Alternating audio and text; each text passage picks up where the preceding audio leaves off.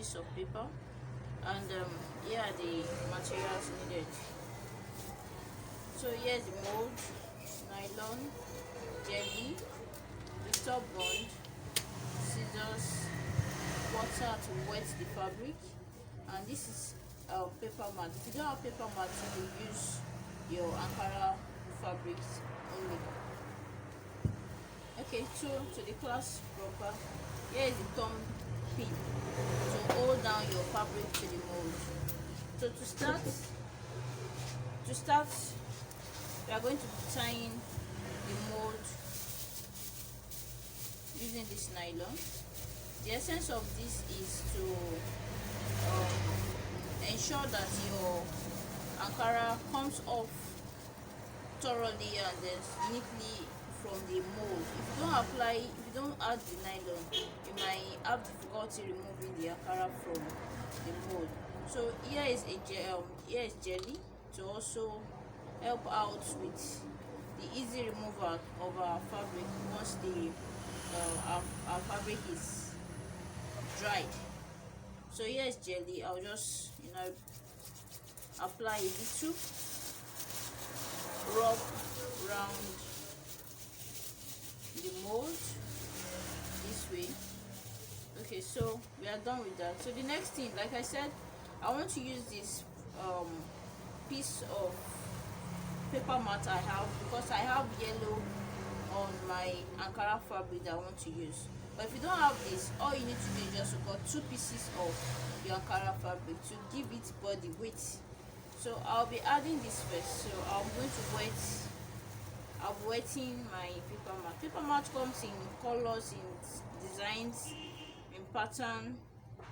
Here is a plain pattern, and I dyed this into yellow. It was white initially. So I'm going to be trying that out some other time, teaching you how to dye your fascinator. Okay, so here is what I did. I rubbed a jelly on this nylon, so I'm going to apply this directly on the nylon, ensuring that it gives me what I want. So it's well covered, and I have excess underneath to pin down. So we are done with the first one. So the next thing I'm going to be doing now is to get my fabric, which is what I want also to have the outer parts of the fascinator when it dries out. So I'm going to also wet this. Then when you are applying your fabric on your mold, try to do it diagonally, not the other way around. When you use the diagonal part of your fabric, it gives it a little stretch, unlike when you use it this way that has no stretch at all. So it gives it a little elasticity when you are molding. So I'm going to do that diagonally. So we are going to have something like this. So also ensure that you have enough excess underneath the mold, which you are going to be pinning down, to keep your fascinator looking all nice and beautiful. I hope it's very clear. I hope you can see it. Okay, so I'm going to cut out the excess I don't need from the Ankara fabric. Remember, always ensure there is enough allowance underneath your mold to pin down your work. So I'm just trying to cut out the excess that I don't need. Okay, so I've done that. So here is what I have. So the next thing we want to do now is to pin down using our thumb pin.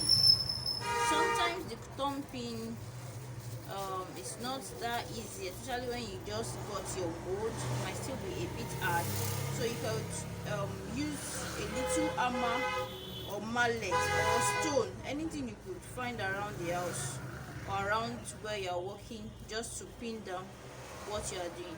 So like I said, ensure that you have excess underneath your fascinator. So all the upper part must be as smooth as you can have it, So I'm going to start pinning down from one end to the other. I'm going to start from the upper part, then the opposite end, from the other side to the other side. After doing that, applying just 2 pins or 3 pins at all ends, just like this. Okay, so I have my first pin in, I have my second pin in. So I could, then another thing I want to also tell us at this point is, let me remove the pin and explain something to you there. Okay, so there are two types of thumb pin that are available. Some has colored edge, while some are flat.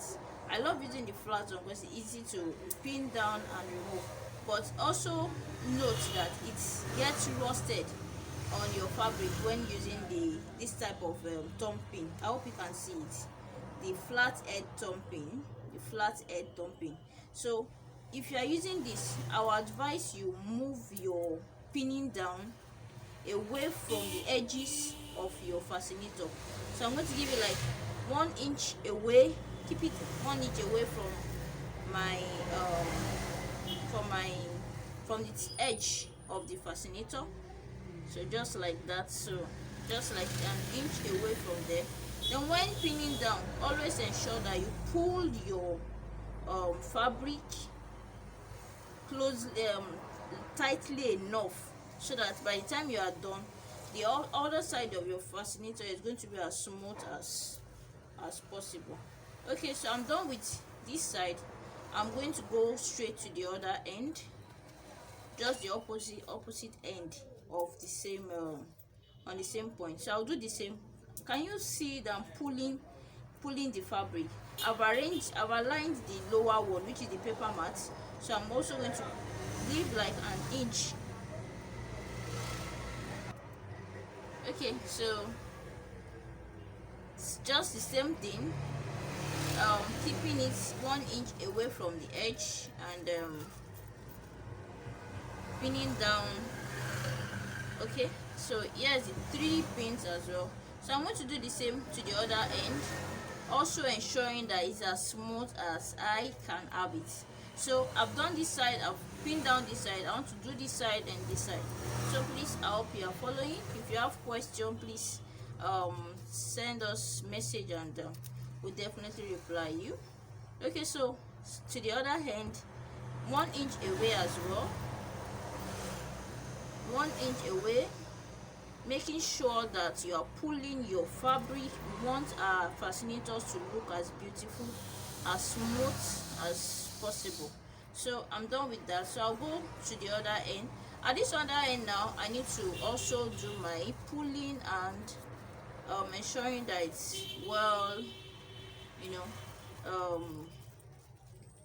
So I hope you are following. So the other end too, just 1 inch away from the edges, 1 inch away from the edges. So here's my second pin.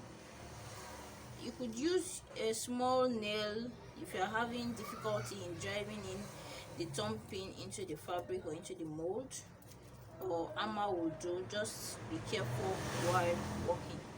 Okay, so I have my third pin in, so you can see how smooth this side is.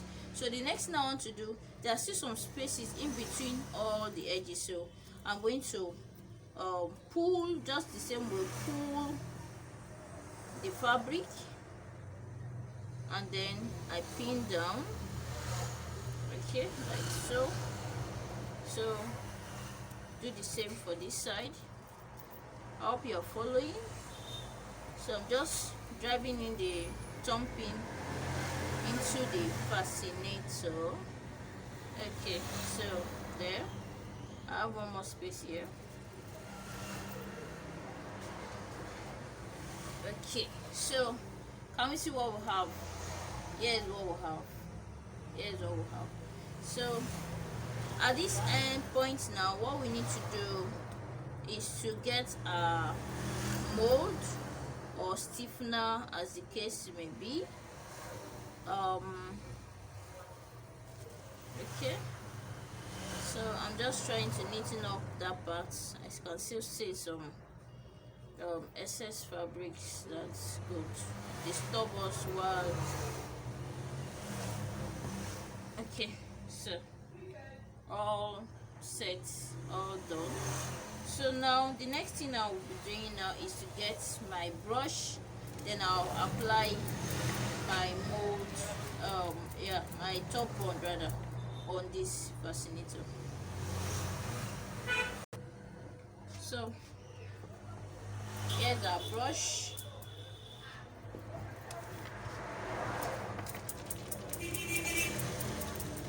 So this is our top bond mix already with water, and here's our brush.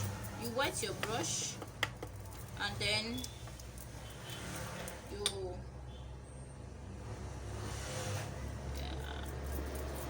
ensure that your top bond enters into the fabric. So that's why it must not be too thick nor too watery. You might get it right at the first step, and you might not. Just in case you don't get the mixture right, when it's dried up, after you must have removed your pins, and you find out that it's not as thick as you want it, you could still remold and keep it to dry once more. You could do that. So you ensure that you finish with a part before you go through the other end, so that you know where you stopped and where to continue. I hope you are following. Okay, so it's just as simple as that. Just as simple as that. And once we are done, we take it outside for the sun to dry it out. So see you in the next class, where we are going to finish it up and have a beautiful fascinator all set and ready to rock. Once again, this is Stratapios fashion place, where we keep you trendy. We give you your style just the way you want it. See you again. Thank you. Bye.